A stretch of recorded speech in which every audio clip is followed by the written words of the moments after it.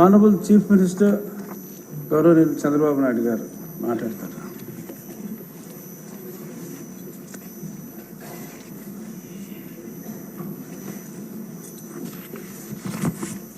అధ్యక్ష, ఈరోజు అందరి ఆమోదంతో శాసనసభ డిప్యూటీ స్పీకర్గా ఎన్నికైన మీకు వ్యక్తిగతంగా తెలుగుదేశం పార్టీ తరఫున కూడా మనస్ఫూర్తిగా అభినందనలు తెలియజేస్తున్నా. శుభాకాంక్షలు అధ్యక్ష. సినిమా రంగంలో ఇక్కడే మా మిత్రుడు పవన్ కళ్యాణ్ గారు ఉన్నారు. త్రిబుల్-ఆర్ ఎంత సంచలనం సృష్టించిందో నేటి రాజకీయాల్లో మీ చరిత్ర కూడా అంత సంచలనాన్ని సృష్టించిన దిశ. త్రిబుల్-ఆర్ సినిమాలో నాటు నాటు పాట ఎంత పాపులర్ అయిందో ఈ త్రిబుల్-ఆర్ రచ్చబండ కూడా అదే మరి పాపులర్ అయింది. దానికి ఒక చరిత్ర ఉంది. అలాంటి ఒక్కొక్కసారి జీవితంలో కొన్ని సమస్యలు వస్తాయి. ఆ సమస్యల్ని ధైర్యంగా ఎదుర్కోవడం చాలా ముఖ్యం. తిరిగి ఆ కుర్చీలో కూర్చుంటే నిండుగా కనపడుస్తున్నారు. అందరూ కూడా ఆఫ్గా కొత్త కనపడుస్తారు, కానీ మీరైతే ఆ కుర్చీకి ఒక నిండుత్వాన్ని ఇచ్చారు. పంచకట్టు కూడా తెలుగు బిడ్డ పంచకట్టుతో వచ్చారు. చాలా సంతోషం. మిమ్మల్ని చూసినప్పుడు, ముఖ్యంగా ఈ కొత్త బాధ్యతలో మిమ్మల్ని చూసినప్పుడు చాలా సంతోషం కలుగుతూ ఉంది. మీరు తప్పకుండా మంచిగా రాణించాలని మనస్ఫూర్తిగా ఆకాంక్షిస్తున్నా. ఇక్కడ ఉండే మెంబర్స్కి అందరికి కూడా ఒకసారి ఆలోచిస్తే వారి ప్రస్తావన కూడా మే 14, 1962 విజయవాడలోని కనుమూరు వెంకట సత్య సూర్యనారాయణరాజు గారు, అన్నపూర్ణమ్మ దంపతులకు జన్మించారు. ఆయన ఒక పారిశ్రామికవేత్తగా, రాజకీయవేత్తగా గుర్తింపు తెచ్చుకున్నారు. రఘురామకృష్ణరాజు గారు విశాఖపట్నంలోని ఆంధ్ర విశ్వవిద్యాలయంలో పోస్ట్ గ్రాడ్యుయేషన్ చేశారు. డిస్టింక్షన్లో పాస్ అయ్యారు. అప్పటి నుంచి కూడా మీరు ఎక్కడ చూసినా ఉత్సాహంగా మెరిట్లోనే ఉన్నారు. ఆయన మొదటి నుంచి మెరిట్ స్టూడెంట్. ఇండస్ట్రీ కూడా విద్యుత్ రంగంలో, ఎడిబుల్ ఆయిల్స్లో ఇలాంటి వ్యాపారాలు కూడా చేసి గుర్తింపు తెచ్చుకున్నారు. వాళ్ళ కుటుంబానికి కూడా రాజకీయ నేపథ్యం ఉంది. శిరీష్ రాజు గారు, వీళ్ళ తాతగారు, ఆయన జిఎస్ రాజు గారు 1958 నుంచి 64 వరకు ఏపీ లెజిస్లేటివ్ కౌన్సిల్ పదవికి మొట్టమొదటిసారిగా డిప్యూటీ చైర్మన్గా పనిచేశారు. ఇంకో పక్క సిరీస్ ఫార్మా ఎస్టాబ్లిష్ చేశారు అప్పట్లోనే. కానీ కొన్ని కారణాల వల్ల దాన్ని ముందుకు తీసుకుపోలేకపోయారు. కానీ లేకపోయింటే ఈరోజు రిచెస్ట్ మ్యాన్ ఆంధ్రప్రదేశ్లో ఆయన ఉండేవాడు. అప్పట్లో ఫార్మా అనేది చాలా ముఖ్యం. మన డిప్యూటీ స్పీకర్ గారు 19లో నర్సాపూర్ ఎంపీగా పోటీ చేసి గెలిచారు. అయితే వీరి ఆలోచన, వీరి వ్యక్తిత్వం మామూలుగా ఉండే వాళ్ళకి అడ్జస్ట్ కాలేరు. ఏదున్నా సరే ఫ్రాంక్గా మాట్లాడతాడు. మనసులో కల్మషం ఉండదు.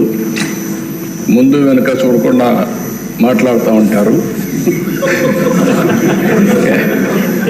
ఎందుకంటే ఓసారి ఫ్రాంక్గా ఉండేటప్పుడు కొన్ని సమస్యలు కూడా వస్తాయి. అయితే నేను చాలా రోజుల నుంచి వాళ్ళని దగ్గరగా చూస్తున్నా. ఎక్కడన్నా తప్పులున్నప్పుడు కానీ ఎక్కడన్నా ఇది ఉన్నప్పుడు కానీ చెప్పాలనుకున్నప్పుడు కానీ కొండ బద్దలు కొట్టి చెప్పడం వారి మనస్తత్వం. ఓసారి అలాంటి మనస్తత్వమే కొన్ని ఇబ్బందులకు గురి చేస్తుంది. అలాంటి ఇబ్బందుల్లోనే వారు ఎంత టార్చర్ అనుభవించారో ఒక ఉదాహరణ మాత్రం. ఆయన మీరు చూస్తే పోయిన గవర్నమెంట్ ఎప్పుడైనా సరే ప్రభుత్వాలు ఒక సంస్కరణ చేయడం, ఒక అభివృద్ధి చేయడం, లేకపోతే సంక్షేమ కార్యక్రమాలు చేయడం వల్ల ఎక్కడికక్కడ ఒక పాపులారిటీ వస్తుంది. కానీ పోయిన ప్రభుత్వం ఒక టెర్రరిజం, గవర్నమెంటే ఒక టెర్రరిజాన్ని స్పాన్సర్ చేయడం అనేది చాలా ఇక్కడ జరగదు. ఏ కొద్ది ఉదాహరణలు మాత్రం మనకు ఉంటాయి.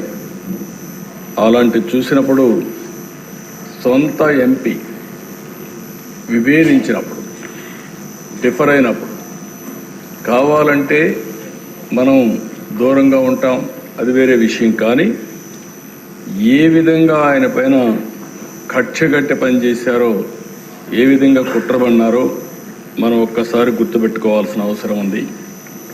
ముందు బెదిరించారు, భయపెట్టాలని చూశారు, కానీ ఏమాత్రం తగ్గలేదు. ఈయన నమ్ముకున్న సిద్ధాంతం ప్రకారం ముందుకు పోయి మాట్లాడే పరిస్థితికి వచ్చారు. అయితే మనం అందరం కూడా చూస్తే అలాంటి సందర్భంలో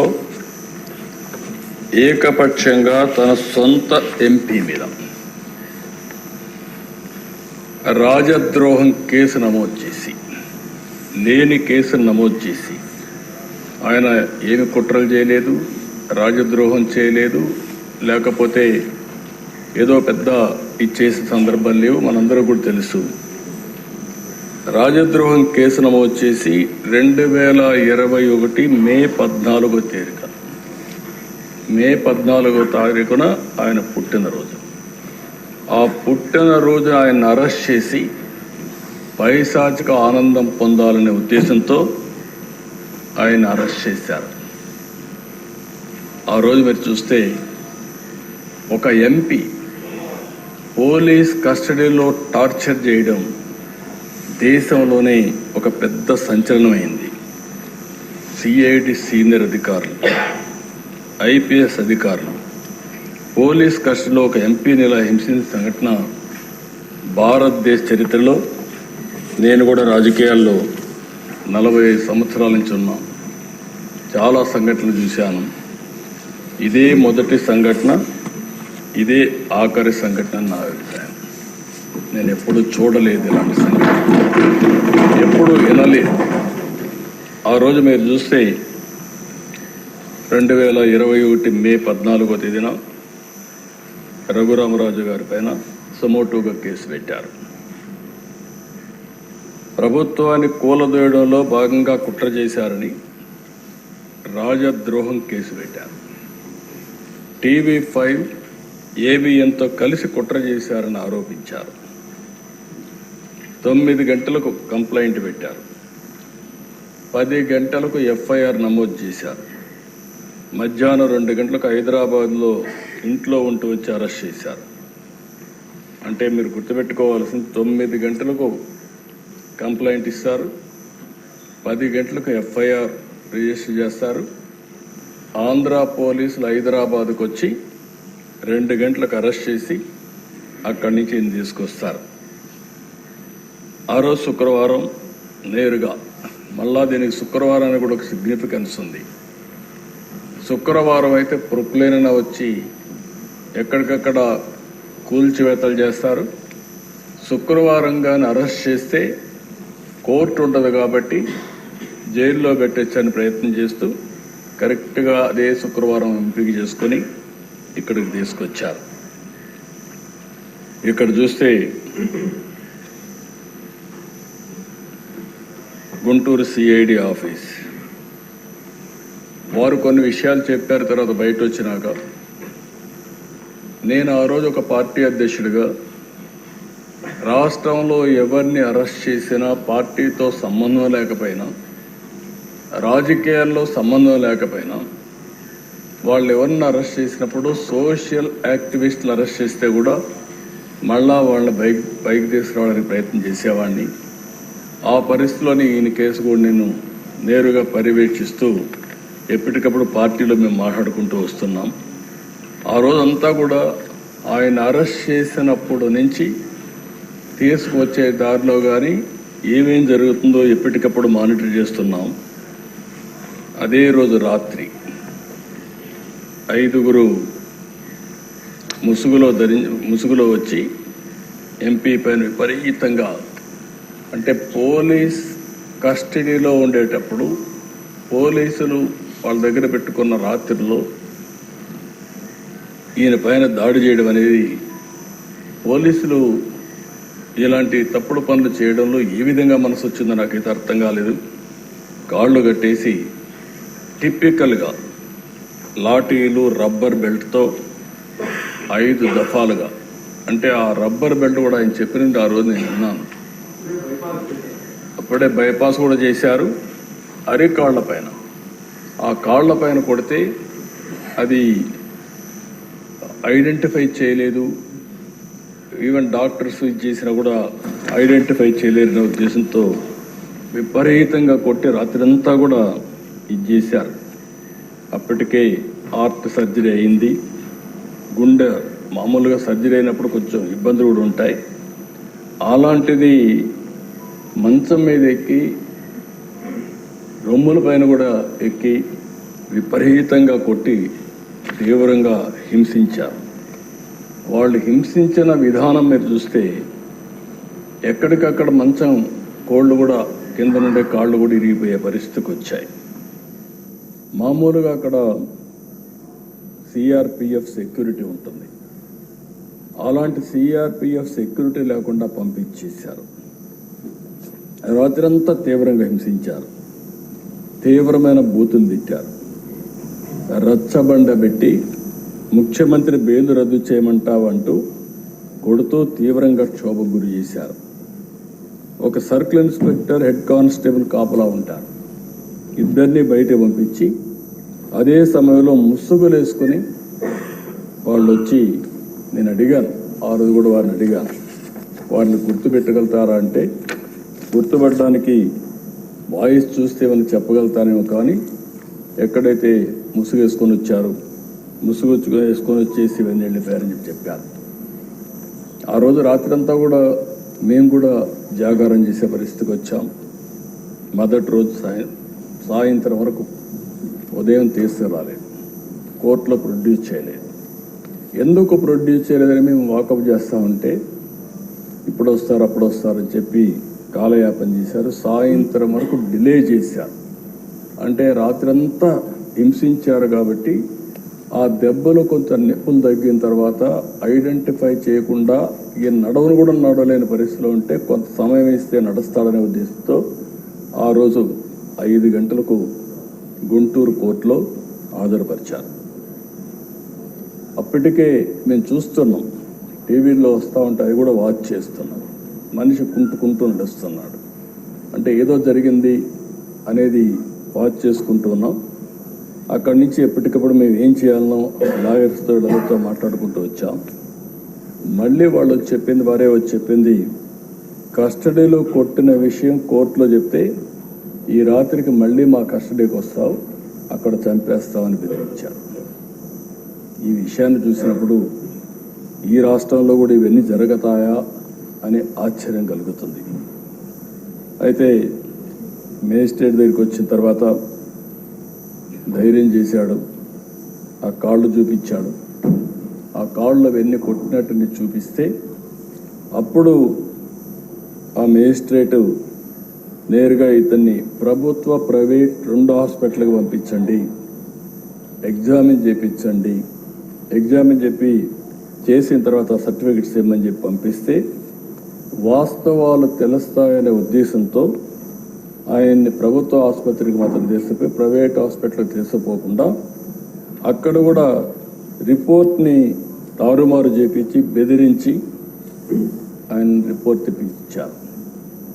ఆ రిపోర్ట్ వస్తానే 16వ తారీఖున జైలుకు పంపించారు. ఇదే సమయంలో సమాంతరంగా హైకోర్టులో కూడా ఈ కేసు జరుగుతూ ఉంది. అంటే మేజిస్ట్రేట్ కోర్టులో కేసు ఉంది, హైకోర్టులో కేసు ఉంది.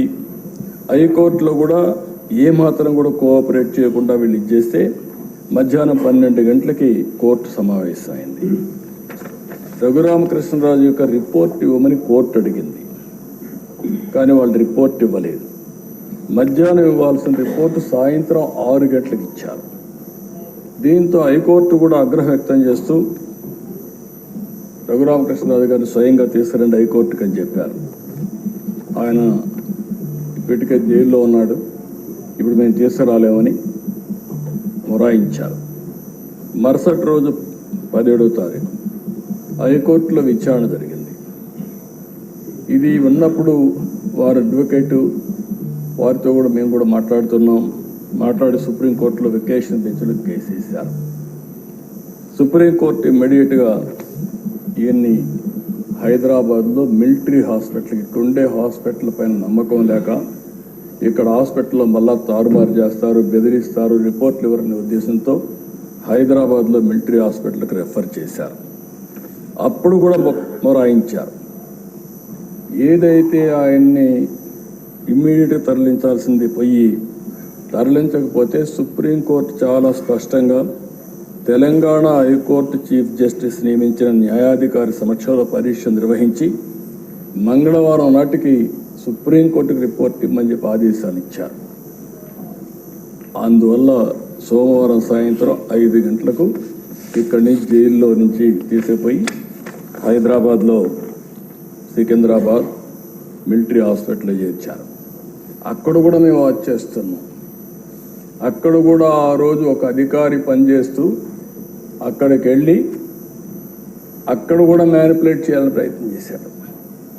అది కూడా మేము పేపర్ ద్వారా మళ్ళీ ఎక్కడికక్కడ లీక్ చేసి ప్రెషర్ పెట్టే ప్రయత్నం చేశాం. సభ్యతగా ఉండదని ఆ వ్యక్తి పేరుని చెప్పడం లేదు, కానీ ఆ వ్యక్తిని తీసుకొచ్చి ఎక్కడికక్కడ ఒక పవిత్రమైన దేవాలయంలో అధికారిగా పెట్టుకొని ఎలాంటి లాబీలు చేయించే పరిస్థితికి వచ్చారు. అంటే ఎంత దుర్మార్గంగా ప్రవర్తించారో అంత దుర్మార్గంగా ప్రయత్నించే పరిస్థితికి వచ్చారు. అయితే అవన్నీ చూసిన తర్వాత నెక్స్ట్ డే 3 రోజుల వరకు ఆయన ట్రీట్మెంట్ ఇచ్చిన తర్వాత సుప్రీంకోర్టు బెయిల్ ఇచ్చే పరిస్థితికి వచ్చింది. ఇది మనందరం ఒక్కసారి ఆలోచించినప్పుడు ఇక్కడతో ఆగలేదు కక్ష. నర్సాపూర్ లోక్సభ పరిధిలో పేద అమిరం గ్రామంలో అల్లూరి సీతారామరాజు విగ్రహావిష్కరణ జరిగింది. సాక్షాత్తు ప్రధానమంత్రి గారు ఆ ఫంక్షన్కి వచ్చారు. ఈయన స్థానిక ఎంపీగా ఉండి ఈయన ఇంటికి కూడా పక్కనే 500 మీటర్లు ఉంటుంది విగ్రహావిష్కరణ. అందుకని ఈయన కూడా వెళ్ళాలని చెప్పి ప్రయత్నం చేసి హైదరాబాద్ నుంచి రావడానికి ప్రయత్నం చేశాడు. కానీ ప్రయత్నం చేసి పర్లేదు వెళ్ళాలి అనే ఉద్దేశంతో నర్సాపూర్ ఎక్స్ప్రెస్లో టికెట్లు కూడా రిజర్వ్ చేసుకున్నాడు.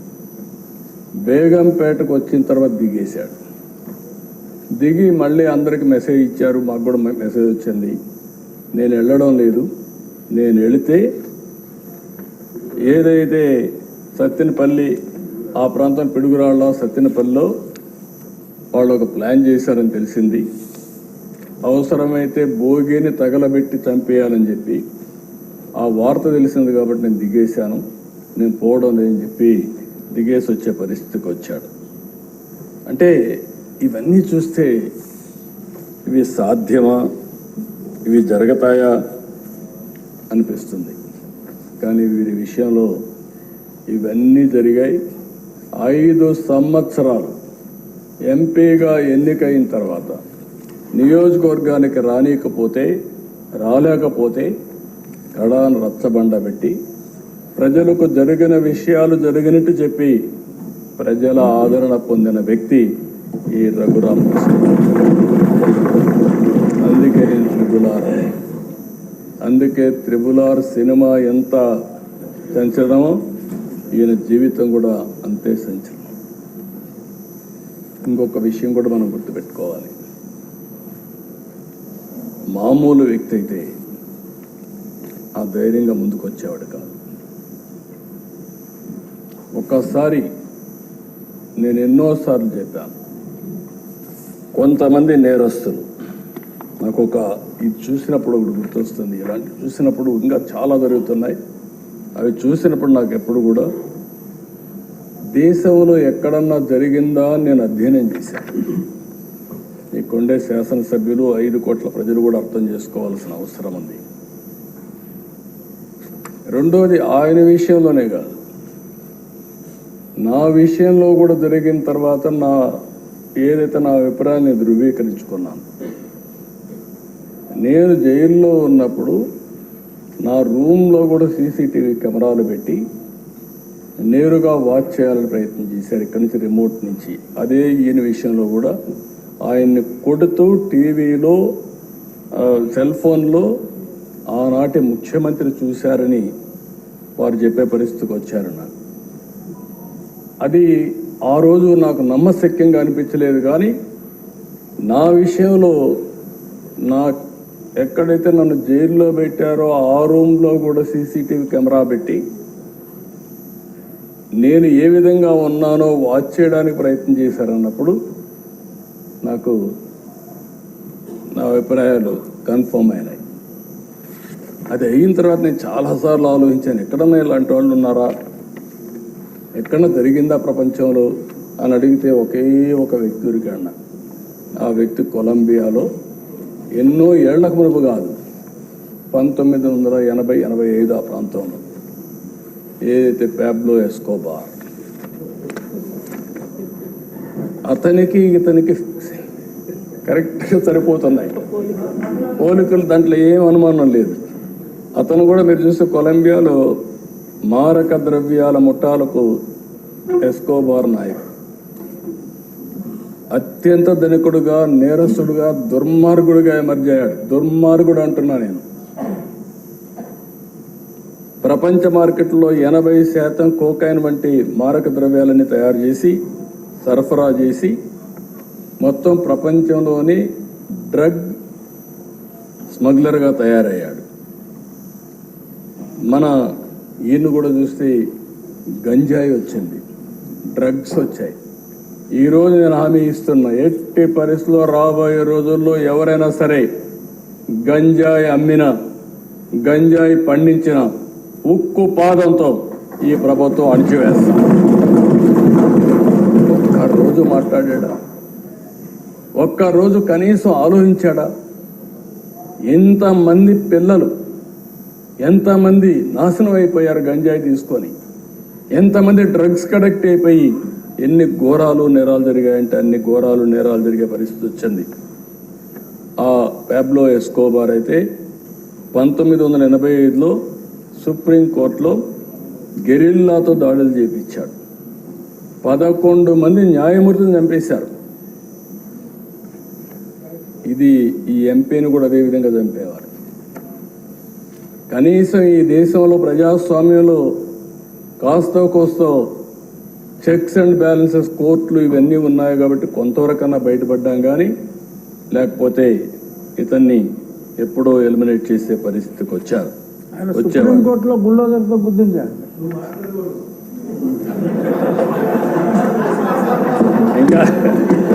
ఇంకా అలవాటు కాలేదు.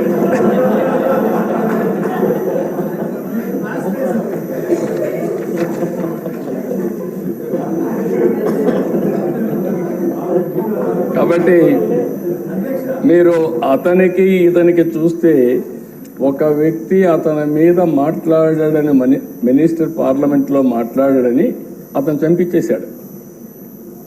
ఇక్కడ అదే సంఘటనలు జరుగుతున్నాయి. ఎవరైనా సరే మాట్లాడితే, ఎదురు తిరిగితే, లేకుంటే ప్రజాస్వామ్యంలో ఇది తప్పు అని చెప్పితే ఇంకా వాళ్ళ మీద పడిపోయే పరిస్థితి. శాసిస్తున్నాడు, ఎవ్వరూ మాట్లాడడానికి వీలు లేదని శాసించే పరిస్థితికి వచ్చారు. అలాంటి పరిస్థితిలో ఎదురొడ్డి ఇంకా ఎమోషన్ ఉంది. ఇన్ కోర్స్ ఆఫ్ టైం తగ్గించుకుంటారు. కానీ మళ్ళీ ఈరోజు ఒక పోరాటం చేసి పోరాట యోధుడిగా గెలిచి ఆ కుర్చీలో కూర్చున్న మిమ్మల్ని మరొకసారి మనస్ఫూర్తిగా అభినందిస్తున్నాను. ఒక వ్యక్తి చట్టసభకు రావడం అంటే ఎంతో గొప్ప అవకాశం. ప్రజాప్రతినిధులుగా చట్టసభలకు వెళ్ళిన వారు ప్రజా సమస్యలపైన పోరాడవలసిన అవసరం ఉంది. గడచిన 5 సంవత్సరాలుగా చూశాం. ఇదే కుర్చీలో అంత మునుపు 14 సంవత్సరాలు కూర్చున్నా అదే అపోజిషన్ కుర్చీలో కూర్చున్నాను. ఆ రోజులు ఇప్పుడు కూడా గుర్తొస్తాయి. ఒక్కరోజు కూడా అసెంబ్లీ సుజావుగా జరగడం కానీ బూతులు లేకుండా అసెంబ్లీ జరిపిన సంఘటనలు లేవు. సరే, అందరి మాదిరిగా నాకు కూడా అవమానాలు జరిగాయి. అవన్నీ నేను ఇప్పుడు పోవడం లేదు. కానీ ఆ రోజు కూడా ఒక మాట చెప్పాను, ఇది గౌరవ సభ కాబట్టి ఈ సభలో నేను ఉండలేను. మళ్ళీ ప్రజాక్షేత్రంలో గెలిచి గౌరవ సభగా చేసిన తర్వాతనే ఆ సభలో అడుగు పెడతానని వచ్చాను. ఈరోజు అందరం కూడా దీన్ని గౌరవ సభగా చేయడం కోసం ప్రజాప్రతినిధులుగా మనందరం ఈ సభ ఔన్నత్యాన్ని గౌరవాన్ని కాపాడవలసిన బాధ్యత మనందరిపైన ఉంది. ఇక్కడుండే నిన్నటి వరకు మీరు ఏది మాట్లాడిన చలామణి అయింది, కానీ ఇప్పటి నుంచి ఆ కుర్చీలో కూర్చున్న తర్వాత ఆ కుర్చీ గౌరవాన్ని కాపాడుతూ మీ గౌరవాన్ని పెంచే విధంగా మీరు ముందుకు పోవాల్సిన అవసరం ఉందని చెప్పి కూడా డిప్యూటీ స్పీకర్గా వారిని కోరుతున్నా.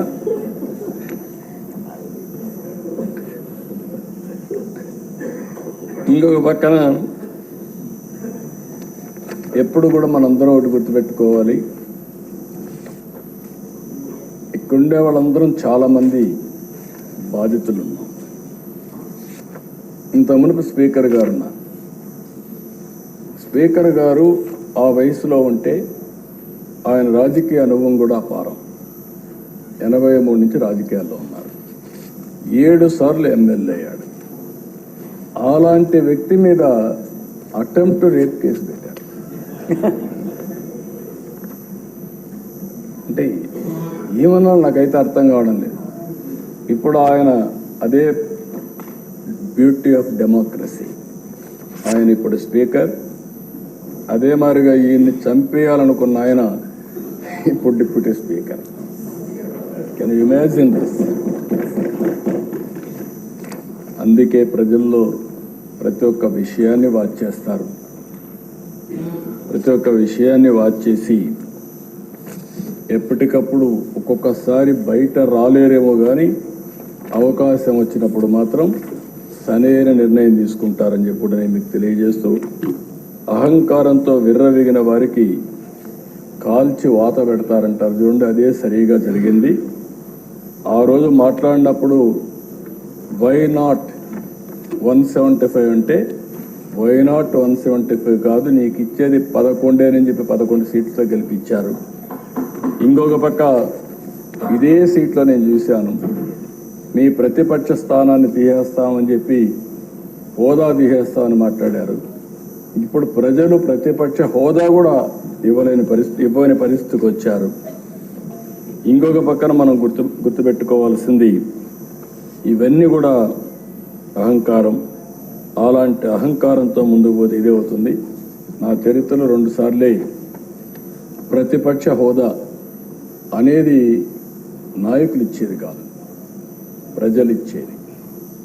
అంటే ప్రజలు ఓట్లు వేసినప్పుడు 10% సీట్లు గెలిస్తే ఆ గెలిచిన పార్టీకి ప్రతిపక్ష హోదా వస్తుంది.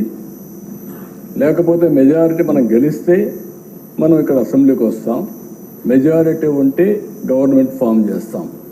అట్లా కాకుండా ప్రతిపక్ష హోదా కావాలి, ఇవ్వకపోతే నేను అసెంబ్లీకి రానని డిమాండ్ చేసే నాయకుడు నా చరిత్రలో ఎప్పుడు చూడలేదు. 45 స్వతంత్ర భారతదేశంలో ఎవరు అడుగుండరు. అంటే మనం గుర్తుపెట్టుకోవాల్సిన ఒక వ్యక్తి యొక్క వ్యక్తిత్వం, ఆలోచన విధానం, డిమాండ్ చేయడం, డిక్టేట్ చేయడం, శాసించడం, ఇవన్నీ కూడా ప్రజాస్వామ్యంలో ఎప్పుడు కూడా ఉండవు. అలాంటి జరిగే పరిస్థితి వచ్చింది. ఎప్పుడు కూడా ప్రజాస్వామ్యాన్ని మనం గౌరవించాల్సిన అవసరం ఉందని చెప్పి కూడా నేను మీకు తెలియజేస్తున్నా.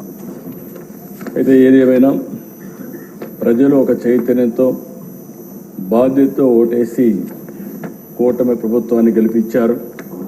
ఇది ప్రజా ప్రభుత్వం, ప్రజలకు జవాబుదారీగా ఉండే ప్రభుత్వం. ప్రజలు మనకిచ్చింది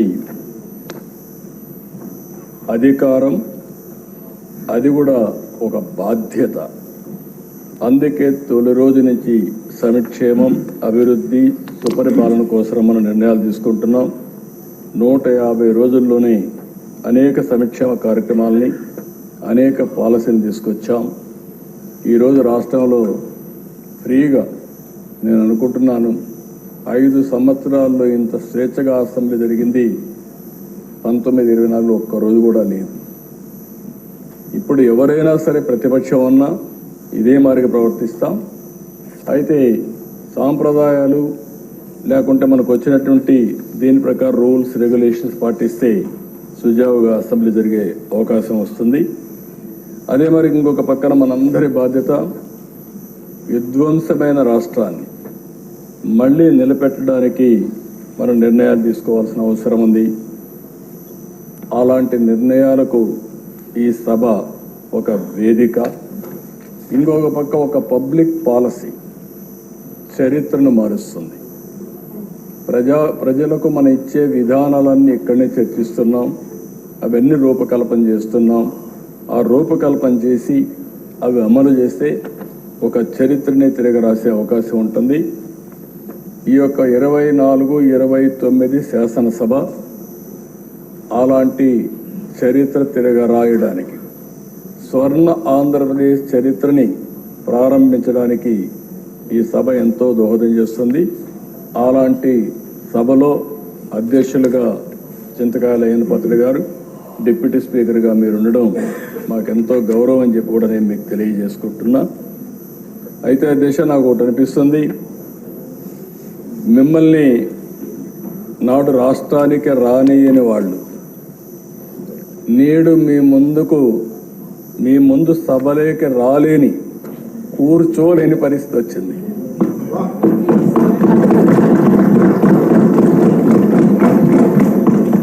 మిమ్మల్ని నాడు రాష్ట్రానికి రానియని వాళ్ళు నేడు మీ ముందు సభలోకి రాలేని, కూర్చోలేని పరిస్థితి వచ్చింది. ఇది దేవుడు రాసిన స్క్రిప్టే. That is the beauty of democracy, that is the miracle. ఆ రోజు ఒక్క క్షణం భగవంతుడు చిన్న చూపు చూసుంటే త్రిపులారిని ఇక్కడ చూసేవాళ్ళం కాదు. కానీ భగవంతుడు డెస్టినీ గట్టిగా ఉన్నప్పుడు ఏది జరగదు. కానీ అదే సమయంలో ధైర్యంగా నిలబడ్డాడు కాబట్టి, ధైర్యంతో ముందుకు పోయాడు కాబట్టి మళ్ళీ ఇక్కడ రాగలిగాడు. ఏ మాత్రం కొద్దిగా కూడా భయపడుంటే భయమే రఘురామకృష్ణరాజు గారు చంపేసేది. ఆ ధైర్యానికి, ధైర్య సాహసాలకు మారు పేరైనటువంటి రఘురామకృష్ణరాజు గారిని మనస్ఫూర్తిగా అభినందిస్తూ, అలాంటి వాళ్ళు మనందరికి కూడా, మీ అందరికి కూడా చాలా మంది యంగ్స్టర్స్కి ఆదర్శం కావాల్సిన అవసరం ఉంది. అది కూడా మీరందరూ గుర్తుపెట్టుకోవాల్సిన కోరుతూ, డిప్యూటీ స్పీకర్ గారు, మీరు ఆ పదవికి వన్నీ తెస్తారని, మన శాసనసభను ఒక సమున్నతమైన సభగా నిర్వహిస్తారని మనస్ఫూర్తిగా ఆశిస్తూ, మనస్ఫూర్తిగా మీకు అభినందన తెలియజేసుకుంటూ, మీ సాహసాన్ని గురించి, ధైర్యాల గురించి రాజీ పడాల్సిన అవసరం లేదు. అదే సమయంలో మళ్ళీ ఒక కోరుతున్నా, ఆ కుర్చీ ఔన్నత్యాన్ని పెంచే విధంగా, సభని ముందుకు తీసేపోయే విధంగా మీరు అన్ని విధాలుగా ప్రవర్తించాల్సిందిగా, ప్రయత్నం చేయాల్సిందిగా కోరుకుంటూ, భగవంతుడు ఆ శక్తిని మీకు ఇవ్వాలని మనస్ఫూర్తిగా ఆకాంక్షిస్తూ, మీ ద్వారా భవిష్యత్తులో కూడా ఈ రాష్ట్రానికి అనేక మంచి కార్యక్రమాలు జరగాలని మనస్ఫూర్తిగా ఆకాంక్షిస్తూ మీ దగ్గర సెలవు తీసుకుంటాను. Thank you.